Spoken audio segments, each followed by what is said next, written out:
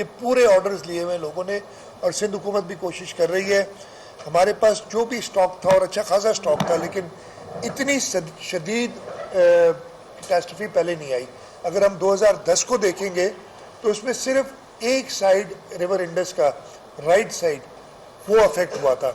वहाँ पे जो ब्रीचेस पड़े थे तो राइट साइड पे प्रॉब्लम था, लेफ्ट बैंक हमारा सेफ था। 2011 और 12 को देखेंगे तो वहाँ बरसातें लेफ्ट बैंक पे हुई थी, लेकिन इस वक्त पूरे सिंध में बारिशें हुई और ये 2010, 2011, 12 या 2020 से बड़ी इमरजेंसी और बड़ी कैटास्ट्रफी है जिसको हमने फेस करना है।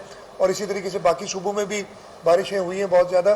तो वो टेंट्स की अवेलेबिलिटी का प्रॉब्लम है, लेकिन उसके लिए हमने टेंट्स, तरपाल, उसको प्रोक्योर करने के लिए पीडीएमए को कहा है। आज रसूल बख्श चांडी साहब मेरे साथ हैं और उनका स्टाफ वो पूरा देख रहा है कि प्रोक्योरमेंट जल्दी और लोगों तक जल्द पहुँचाई जा सके। इसके बाद डी वाटरिंग के लिए भी हमने डिप्टी कमिश्नर से कहा है, एक मशीनरी अवेलेबल है जो पीडीएमए से आई है। लोकली जो भी अवेलेबल मशीनरी है वो उन्हें कहा है कि वो यहाँ ही प्रोक्योर करें और अर्बन एरिया से भी डी वाटरिंग करें और रूरल एरिया का भी तरीका ऐसा निकालें। उसमें मैंने ये भी कहा है कि कमिश्नर साहब बैठे हैं कि ये ज़रूर इंश्योर करें कि ऐसा ना हो कि एक लोग अपने आप को बचाने के लिए या वैसे ही डूबे हुए किसी और को डुबोएं।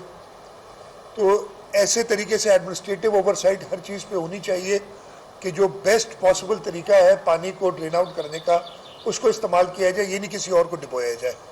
ये भी हुकूमत की जिम्मेदारी है कि ऐसे ही हो। डैमेज असेसमेंट के लिए हमने इन्हें कहा है कि houses, crops, life stock, houses की डैमेज असेसमेंट जो है वो रेवेन्यू डिपार्टमेंट करेगा, क्रॉप्स की एग्रीकल्चर डिपार्टमेंट करेगा। क्रॉप्स के बारे में मैं आपको एक, अगर मुझसे पूछेंगे तो ऑफ हैंड बता दूं, 100% तकरीबन क्रॉप्स डैमेज हो गए, कहीं पे भी कोई काश बची नहीं है। लाइफ स्टॉक का भी शदीद नुकसान हुआ है। मेरी प्राइम मिनिस्टर साहब से बात हुई थी और प्राइम मिनिस्टर साहब ने यकीन दिलाया है कि हम आपकी मदद करेंगे और इंशाल्लाह ताला हम फेडरल गवर्नमेंट और इंटरनेशनल एजेंसीज़ के साथ मिलके ये कोशिश ज़रूर होगी कि इनके लिए जो अफेक्टीज़ हैं उनको कम से कम अपने पाँव पे खड़ा किया जाए। इतना तो किया जाए कि वो अगला क्रॉप सो कर सकें। एक तो अगला क्रॉप का भी इस वक्त इशू है कि वीट की सोइंग अक्टूबर में शुरू हो जाती है और अगर सारा पानी होगा तो वो सोइंग कैसे होगी। पानी भी निकालना है और उनको अपने पाँव पे खड़ा करना है कि कम से कम, नहीं तो एक हमारे पास अनाज का क्राइसिस ऑलरेडी मौजूद है, अगले साल वो और ज़्यादा हो जाएगा। इसी तरीके से लाइफ स्टॉक की भी बात नहीं कर रहा। जो सरकारी इंफ्रास्ट्रक्चर को डैमेज हुआ है, मैंने irrigation department, works and services, public health, local government, education, इनके सब अफसरान मौजूद थे। उनसे भी क्या अपनी जल्द असेसमेंट करें ताकि हम अपना पक्का केस बनाएं और फिर से जैसे 2010 में पाकिस्तान पीपल्स पार्टी की फेडरल गवर्नमेंट थी, सदर आसिफ अली जरदारी थे, उन्होंने अरेंज किया था, यूसुफ रज़ा गिलानी साहब प्राइम मिनिस्टर थे, उन्होंने अरेंज किया था कि इंटरनेशनल एजेंसी से हमें सपोर्ट मिले और हम इंफ्रास्ट्रक्चर को दोबारा बेहतर बना सकें। इस वक्त भी हमें उसी चीज़ की ज़रूरत होगी और हमारी होगी कोशिश कि वो हम जल्द से जल्द अरेंज करें। उसके लिए हमें अपना काम, अपना होमवर्क जल्दी कंप्लीट करना है। एक चीज़ जो मैंने बतानी थी, मैं शुरू में रह गई, चेयरमैन बिलावल भुट्टो जरदारी साहब की मदद से, आपको पता है 2010-2011 में पाकिस्तान कार्ड और वतन कार्ड के ज़रिए लोगों को डायरेक्ट जो फ्लड इफेक्टीज़ थे उनको पैसे दिए गए थे। चेयरमैन साहब ने प्राइम मिनिस्टर साहब से बात की, फेडरल कैबिनेट में ये डिस्कस हुआ, खुशीशा साहब बैठे हैं और ये फ़ैसला हुआ है कि बेनज़ीर इनकम सपोर्ट प्रोग्राम, वो प्रोग्राम जो आसिफ अली जरदारी साहब ने शहीद मोहतरमा बेनज़ीर भुट्टो की याद में शुरू किया था, जिसके साथ बहुत ज़्यादा उन्होंने उसमें कटौतियाँ वगैरह की, बाद में जाके खैर वो एक अलग कहानी है, वो आपको बताऊंगा। लेकिन उसके थ्रू जो फ्लड अफेक्टीज़ हैं और एक थ्रेशोल्ड उन्होंने रखा है कि उस लेवल तक के लोगों को, जो कि बेनज़ीर इनकम सपोर्ट प्रोग्राम के जो बेनिफिशरीज़ हैं उससे ज़्यादा होगा बहुत, उनको 25,000 रुपये फ़ी ख़ानदान दिया जाएगा। और ये ऐसा सिस्टम है कि वो घरों पे उनको, जिनके जो ऑलरेडी BISP में इनरोल्ड हैं उनको तो उनके अकाउंट्स के ज़रिए मिल जाएगा, जो BISP में इनरोल्ड नहीं है उनके लिए बैंक्स जो है वो स्पेशल काउंटर्स खोलेंगी, प्रोविंशियल गवर्नमेंट उनको मदद करेगी, तहसील वाइज एक या कहीं ज़रूरत पड़े तो दो दो जगह भी होंगी जहां लोग आके अपना बायोमेट्रिक देके उनका नाम ऑटोमेटिकली आ जाएगा, और किसी का नहीं आता है तो उसका भी एक तरीका कार है, मैं ज़्यादा टाइम नहीं लेता आपका, कि वो किस तरीके से अपने आप को रजिस्टर करा सकता है उसके अंदर। तो 25,000 रुपये वो दिए जाएंगे इमीडिएटली। ये कुछ एफर्ट्स हैं जो सिंध गवर्नमेंट कर रही है। मैं आपको ये बता दूं कि जैसे मैंने पहले भी आपको बताया कि ये 2010-11 या 2020 से बहुत ज़्यादा बड़ी कैटास्ट्रॉफी है सूबा सिंध में। 2010, 11 और 12 में तो पाकिस्तान पीपल्स पार्टी की फेडरल गवर्नमेंट थी और हम सही तरीके से लोगों तक पहुंच सके थे और कोशिश की थी ये खिदमत करें। इस वक्त भी हमारे सब इलेक्टेड नुमाइंदे अपनी अपनी जगहों पे मौजूद हैं। कुछ वज़रा को मैंने और डिस्ट्रिक्ट्स के लिए भेजा हुआ है तो आपको शायद नज़र ना आए, लेकिन उनकी जगह पे कोई और ज़रूर उधर काम कर रहे हैं। हर डिस्ट्रिक्ट में एक कैबिनेट मेंबर इंचार्ज बनाया हुआ है, फोकल पर्सन, और उसके साथ सारे इलेक्टेड नुमाइंदे उस कमेटी में जो काम कर रहे हैं ताकि लोगों तक पहुंचा जा सके। मैंने यही कहा है कि सब और ज़्यादा एक्टिवेट हो। ये मुश्किल का वक्त है, सिंध की आवाम ने हमेशा पाकिस्तान पीपल्स पार्टी को सपोर्ट किया है और इस मुश्किल वक्त में पाकिस्तान पीपल्स पार्टी के सारे कारकुन, पाकिस्तान पीपल्स पार्टी के सारे इलेक्टेड रिप्रेजेंटेटिव्स उनको मुश्किल वक्त में छोड़ेंगे नहीं, उनके साथ खड़े होंगे। ये हमें इंश्योर करना है। ये चेयरमैन बिलावल भुट्टो जरदारी साहब की डायरेक्शंस भी हैं, सदर आसिफ अली जरदारी साहब की डायरेक्शंस भी हैं, और इस पे अमल करते हुए हम सब लोगों के साथ होंगे और उनके घर पे उनकी मदद करेंगे। इसके साथ साथ जो सरकारी अफसरान हैं, चीफ सेक्रेटरी साथ बैठे हैं, कुछ शिकायतें मिली हैं कि कुछ सरकारी अफसरान इस इमरजेंसी के वक्त में भी छुट्टी पे चले गए थे। उनका फौरी तबादला कर दिया गया है, उनकी जगह पे दूसरे लोग इस वक्त आ जाएंगे ताकि वो फील्ड में जाके और लोगों की खिदमत कर सके प्रॉपर तरीके से।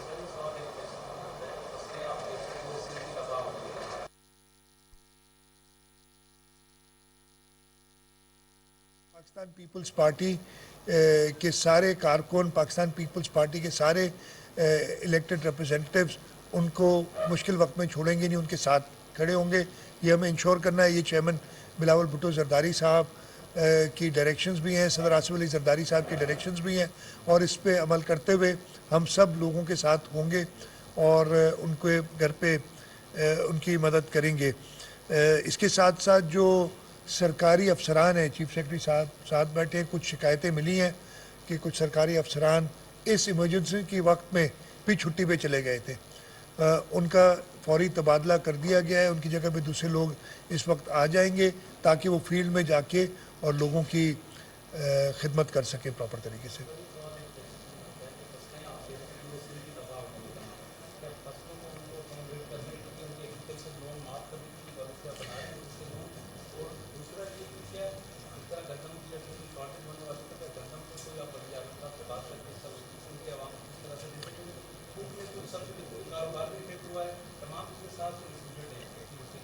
आपका बड़ा रेलेवेंट सवाल है। नंबर 1, एग्रीकल्चर लोन्स जब आफतज़दा करार दिया जाता है तो ये हो जाती है। हम तो कोशिश हमारी सिंध हुकूमत की यही होगी कि फेडरल गवर्नमेंट से बात करें कि एग्रीकल्चर डेवलपमेंट बैंक और बाकी बैंक्स के साथ मिलकर ये लोन माफ़ किया जाए, नहीं तो उसकी इंटरेस्ट तो डेफिनेटली माफ़ की जाए और इसकी प्रिंसिपल रिपेमेंट भी डेफर की जाए।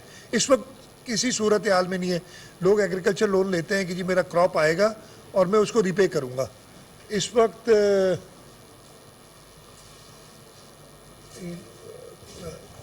बताए तो चलिए, तो इस वक्त जो है वो हम जो एग्रीकल्चर लोन के सिलसिले में बिल्कुल फेडरल गवर्नमेंट से बात होगी कि क्या रिलीफ दी जा सकती है। इसके साथ साथ अगला क्रॉप सो करने के लिए भी एग्रीकल्चरिस्ट मैं भी हूँ, हमारा तरीक़ाकार यही होता है कि एक साल में जो प्रॉफिट आता है उसका कुछ हिस्सा हम खर्च करते हैं और बाकी हम अगले क्रॉप पे लगाते हैं। वो क्रॉप के लिए भी हमारे पास पैसे नहीं है इस वक्त। तो ये सारी चीज़ें बिल्कुल देखी जाएंगी कि इनको किया जाए एड्रेस। दूसरा आपकी एक और भी सवाल था। हाँ, फूड मिनिस्टर साथ है मेरे, कहाँ बैठे? फूड मिनिस्टर साथ बैठे, पता नहीं सब बाहर निकले।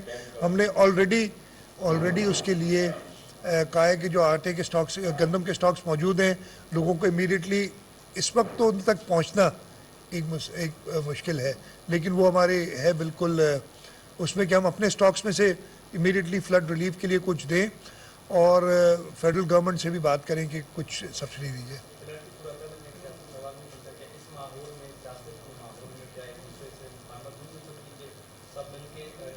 ये मेरे से बात ना करें, ये जो कर रहे हैं उनसे बात करें। मैं इसका क्या जवाब दूंगा? मैं तो 3.5 साल पहले भी कोशिश करता रहा कि इनके साथ मिलके काम करता रहूं जब वो हुकूमत में थे। नहीं तो नॉर्मली जब हुकूमत में लोग होते हैं तो वो रीच आउट करते हैं बाकी लोगों को, लेकिन ये अजीब व गरीब लोग हैं कि जो हुकूमत में होते हुए रीच आउट नहीं कर रहे थे और खुद झगड़ा कर रहे थे। अब तो अपोजिशन में है तो उनकी तो पता नहीं क्या है, ज़्यादा खुशी है इस पर बताए, लेकिन ये उनसे सवाल करें। हम तो हमेशा पाकिस्तान पीपल्स पार्टी की पॉलिसी रही है कि चाहे हमारे सियासी इख्तलाफात जितने भी हों, लेकिन ऐसे ह्यूमन कैटास्ट्रोफी में, इस डिज़ास्टर में हम हर एक के साथ चलें और हम अभी भी चलने के लिए तैयार हैं।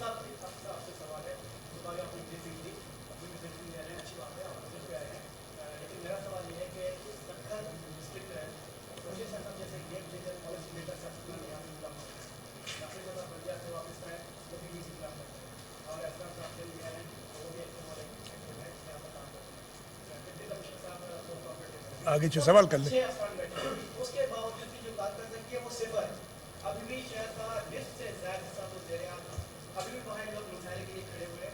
अलर्ट जो 2 महीने पहले ही जारी किया गया था कि एकदम कर दी जाए, लेकिन नालों की सफाई नहीं की गई। जो मशीनरी प्रोवाइड की गई उसको बार फ्यूल प्रोवाइड नहीं किया जा रहा।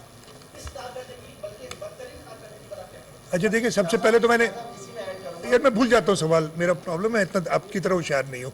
मैं एक सवाल का जवाब दे देने तो मैं कर दूंगा। आपकी बिल्कुल दुरुस्त बात है, अगर कहीं पे भी कोताही हुई है, लेकिन एक सवाल मैं भी करूंगा। 184 मिलीमीटर बारिश 24 घंटे में, ये महकमा मौसमियात ने भी नहीं प्रिडिक्ट की थी। ठीक है जी, महकमा मौसमियात प्रिडिक्शन करती रही थी। कराची के अंदर हमें बड़ा डर था, पिछले 10 दिन से बारिश हुई नहीं है, लेकिन रोज़ हमारे ऊपर एक थी कि इसी तरीके से मैं इसकी जस्टिफाई नहीं कर रहा किसी चीज़ को, लेकिन इतनी बारिश में, 184 मिलीमीटर बारिश में, आप ये समझे कि कहीं पे भी पानी खड़ा नहीं होगा और 1 मिनट में निकल जाएगा। सक्कर शहर की अपनी डिज़ाइन कैपेसिटी 10-20 मिलीमीटर से ज़्यादा नहीं होगी बारिश की 24 घंटे में, और उसी जगह पे अगर 10 गुना बारिश पड़ जाए तो टाइम लगता है। इसके बावजूद मैं क्या है प्रॉब्लम्स, मैं इससे बिल्कुल नहीं, लेकिन आपका जो पहला राउंड था उसमें मैंने देखा था बड़ी तेज़ी से लोगों ने काम किया और निकल गए थे। ये पिछले 3 दिन में, अब ये बारिश हुई कब है? 19 अगस्त, आज हम हैं 22 अगस्त में। लेकिन 17 अगस्त पे तो बारिश हुई नहीं, उससे पहले जो बारिश हुई थी वो 17 अगस्त वाली बारिश वो निकाल ली थी उन्होंने काफ़ी हद तक। अच्छा आप कह रहे हैं, लेकिन उस काफ़ी हद तक निकाल ली थी। और इस वक्त मैं कह रहा हूँ, जस्टिफाई नहीं कर रहा हूँ जो भी, और इसीलिए मैं खुद आया हूँ देखने के लिए और उनका तदारुक करने के लिए। जो मुझे कंप्लेंट्स मिली हैं उनकी सज़ा अभी दी गई है उन लोगों को, तो इंशाल्लाह ताला करेंगे इसको।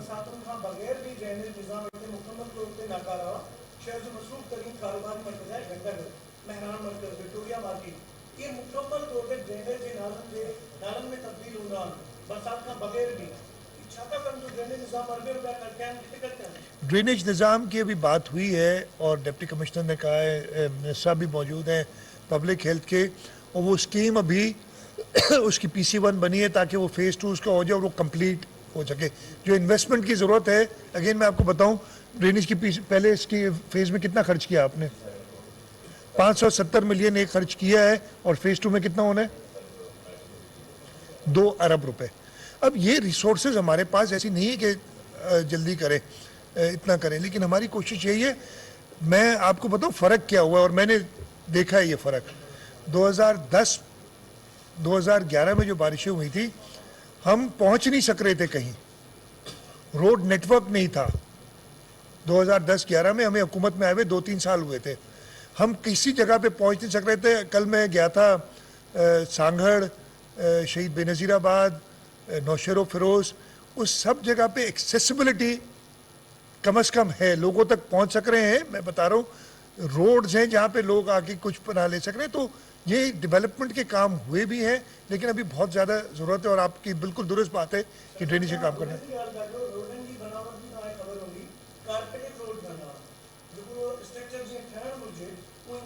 अदम कल मैं उर्दू में बता देता हूँ। मैं कल निकला हूँ और मैंने रोड सारे देखे हैं, पूरे शहीद बेनज़ीराबाद के, सांगड़ के, नौशेरो फिरोज़ के, खैरपुर के, और ये सब रोड्स एक हमारे सही। मैं कल हैदराबाद मीरपुर खास का 10-12 साल पुराना रोड है, बिल्कुल सही कंडीशन में, इसलिए प्रॉपर ड्रेनेज हुई है। कहीं कहीं प्रॉब्लम ज़रूर होंगे, लेकिन ये मेन जो हमारी आर्टरीज़ हैं इतनी है, तभी हमारी एक्सेस है। नहीं तो 2010-11 में तो एक्सेस भी नहीं थी। मैं काफ़ी थी वो। अदा वो सब सवाल ता कर दो तो मैं इनके किड़ों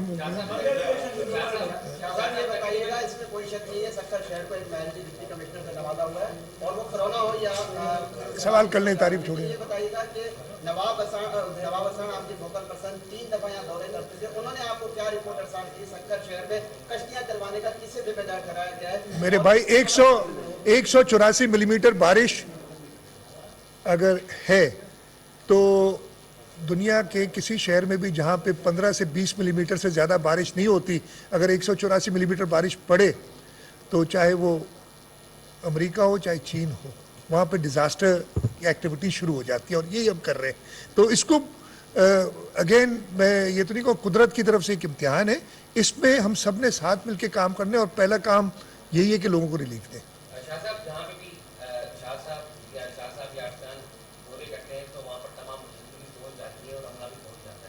लेकिन जैसे ही किसी और जगह जाते हैं तो वहाँ पर फिर अमला सब गुम हो जाता है, वहाँ से मशीन नहीं पटाई जाती है। लेकिन 6 रोज हो चुके हैं पुराने सक्खर में, पीने का साफ पानी नहीं, और वहाँ की जो दुकानें हैं वहाँ पर भी जो पानी है पीने का वो साफ खत्म हो चुका है। वहाँ पर जितने भी जो दुकानों में पानी मिलता था वहाँ पर भी खत्म हो चुका है। तो उस इलाके में पीने का साफ पानी भी नहीं। 6 रोज से जो शहरी हैं, जो इलाका मकीनों घरों पर महसूस हो चुके हैं। तो इस हालत में कहाँ जाए, किस मैंने इसीलिए कहा है कि डिप्टी कमिश्नर से हिदायत की है कि जो भी लोग डिस्प्लेस्ड हैं, जो भी लोग महसूर हैं, उनको पहुँचाना करें। हम वो इंतज़ाम करते हैं कि उनको इमीडिएटली मिल जाए। डी साहब की देखें, ये कंप्लेंट मुझे बराज पे भी मिली थी, और ये मैं वही बताया मैंने। ठीक है सही, थैंक यू जी। अच्छा एक चीज़, सॉरी आपकी जगह वज़ीर आला सिंध सैयद मुराद अली शाह सक्खर में प्रेस कॉन्फ्रेंस कर रहे थे। उन्होंने कहा कि सक्खर को आफत ज़दा करार दे दिया गया है। सक्खर में सबसे ज़्यादा बारिश हुई और पूरे पाकिस्तान के अंदर सैलाब है। पाकिस्तान पीपल्स पार्टी जो है इस मुश्किल हालात में सिंध के लोगों को तनहा नहीं छोड़ेगी। हम हर मुमकिन मदद करेंगे।